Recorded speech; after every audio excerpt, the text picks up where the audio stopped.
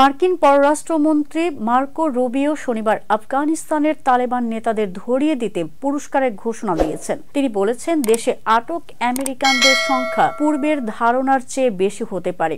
এই কঠোর সতর্কতা এক সপ্তাহেরও কম সময় পরে এসেছে, যখন আফগান তালেবান সরকার এবং যুক্তরাষ্ট্র একে অপরকে বন্দি বিনিময় করেছে। রুবিও তার টুইটে বলেন, শুনতে পাচ্ছি তালেবান আরও বেশি আমেরিকানকে বন্দি করে রেখেছে, যেটি আগে রিপোর্ট করা হয়নি।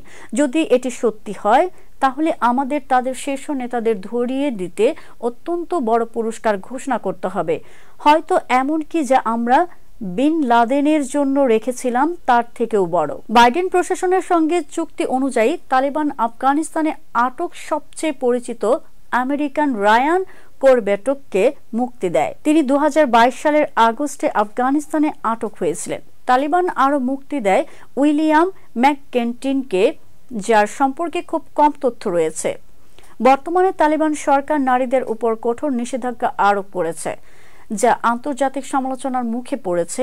এরই মধ্যে নারীদের উপর নিপীড়নের অভিযোগে তালিবানের শীর্ষ নেতাদের বিরুদ্ধে গ্রেপ্তারি পরোয়ানার আবেদন করেছেন আন্তর্জাতিক অপরাধ আদালতের প্রধান প্রসিকিউটর করিম খান।